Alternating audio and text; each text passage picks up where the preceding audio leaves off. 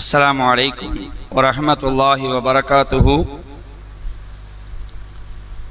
إن الحمد لله نحمده ونستعينه ونستغفره ونعوذ بالله من شرور أنفسنا ومن سيئات أعمالنا. من يهده الله فلا مضل له ومن يضلل فلا هادي له. وأشهد أن لا إله إلا الله وأن محمدا عبده ورسوله أما بعد. கண்ணியத்திற்கும் பெருமதிப்பிற்கும் உரிய எல்லாமல்ல அல்லாஹுவின் நல்லடியார்களே, அல்லாஹுடைய கிருபையினால்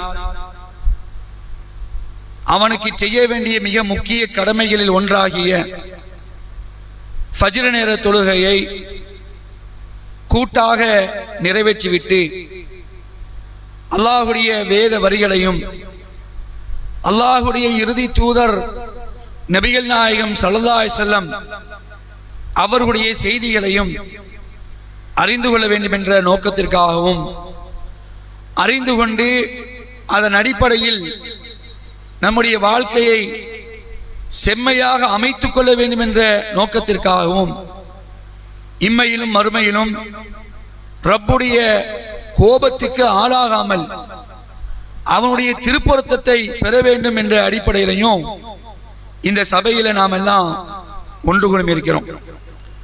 இந்த வாய்ப்பை நமக்கு ஏற்படுத்தி தந்த ரஹ்மான் அவனுக்கே அனைத்து புகழும் என்று அல்லாஹ்வை மீண்டும் ஒரு முறை போற்றி புகழ்ந்தவனாக இந்த சிறிய உரையை துவங்குகிறேன்.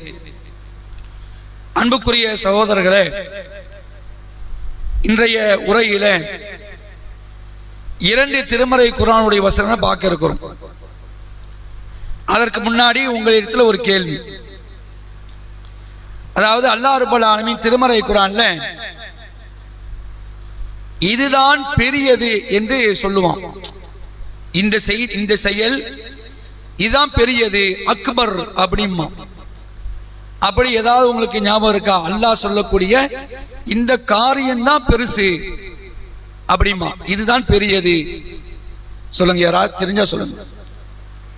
என்னது பெரிய? நன்மையை ஏவி தீமையை தடுப்பது சிறந்த காரியம் வருது. வேற அல்லாஹ்வுடைய வேதனை, ஆமா, அது அல்லாஹ்வுடைய தண்டனை பிரம்மாண்டமானது அப்படின்னு வருது. வேற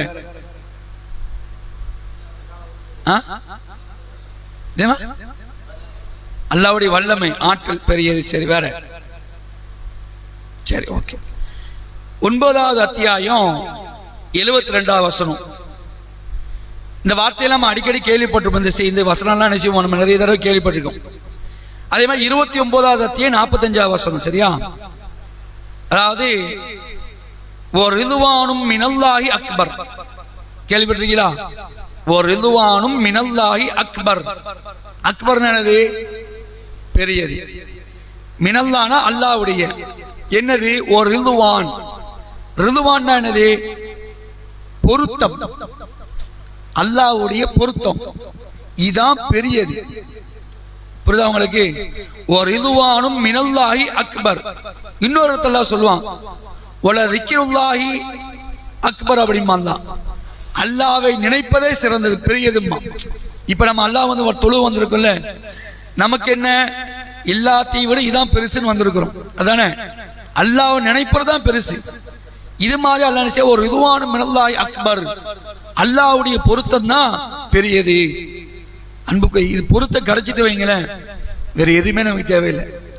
அல்லாஹ் நம்மை பொருந்தி கொண்டான் என்று சொன்னால் அதுதான் மிகப்பெரிய வெற்றி. அல்லாஹ் பொருந்திட்டா வைங்களேன், என்ன நடக்கும்? நம்ம பாவத்தை மன்னிச்சிருவான், நரகத்திலிருந்து நம்ம அல்லாஹ் பாதுகாத்துருவான். அல்லாஹ் யாரையெல்லாம் பொருந்தி கொண்டானோ அவர்களுக்கு என்னதான் கிடைக்கும்? சொர்க்கம் கன்ஃபார்ம். சரியா? அப்ப இந்த பொருத்தத்தை அல்லாஹ் நமக்கு தரணுங்க இன்ஷா அல்லாஹ். மனிதர்களுடைய பொருத்தத்தை நம்ம எதிர்பார்க்கிறோம். நம்மளை நேசிக்க மாட்டாங்களா? நம்மளை இவங்க பொருந்திக்க மாட்டாங்களா? நம்ம மனைவி நம்மளை பொருந்த மாட்டாளா? நம்ம கணவன் நம்மை பொருந்த மாட்டாளா அப்படின்னு நம்ம நினைப்போம். இது ஒரு பக்கம் இருந்தாலும் யார் பொருந்தினாலும் பொருந்தாட்டாலும் நம்முடைய ரப்பு நம்மை பொருந்தி கொண்டான் என்றால் அதுதான் மிகப்பெரிய பாக்கியம்.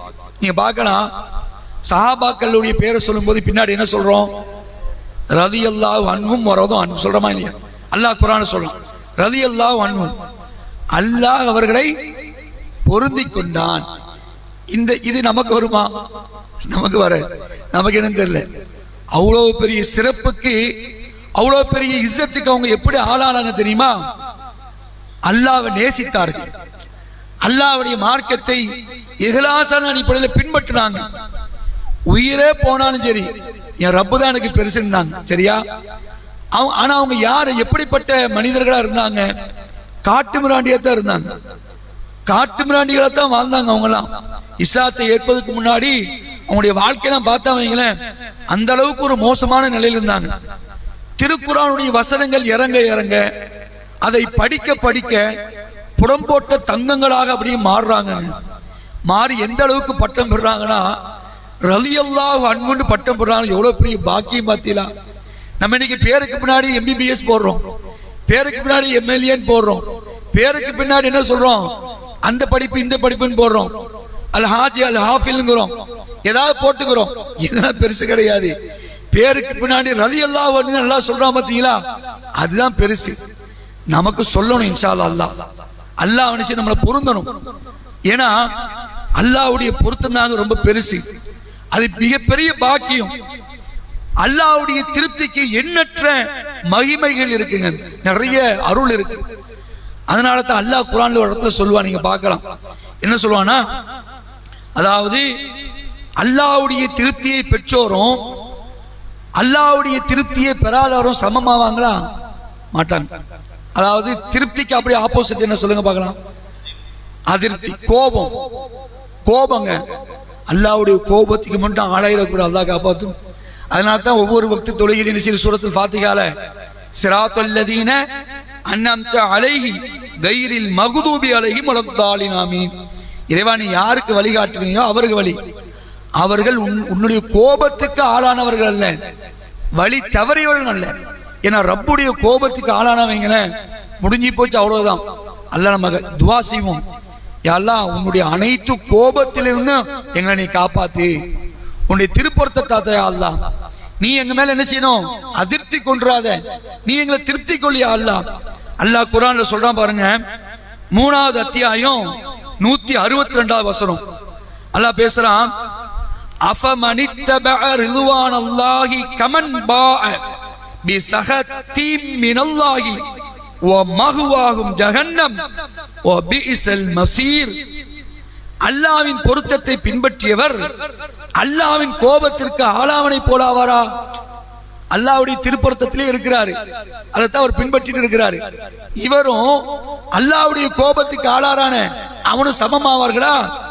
சமமே ஆக மாட்டாங்க. அவன் நிலை என்ன தெரியுமா? அவன் தங்குமிடம் நரகம். ஓ மஅவாஹும் ஜஹன்னம், அவன் தங்குமிடம் என்னது? நரகம். ஓ பிஇஸல் மஸீர், அது மோசமான இடங்க, சேருமிடத்தில் அது ரொம்ப கெட்டது அப்படின்னு நினைச்சலாம். இந்த வசனத்தின் மூலமாக நமக்கு அல்லாஹ்வுடைய திருப்பொருத்தம் மிக பெரியது என்று சொல்றான். ஆக அந்த திருப்பொருத்தத்தை பெறக்கூடிய நன்மக்களாக நாம் இருப்போம். இந்த திருப்பொருத்தத்தை பெற வேண்டும் என்பதற்காகவே கண்மணி நாயகம் ஸல்லல்லாஹு அலைஹி வஸல்லம் அவங்க ரப்பிடத்துல ஒரு துவா ஒன்று கேட்கிறாங்க. அழகான அற்புதமான துவா.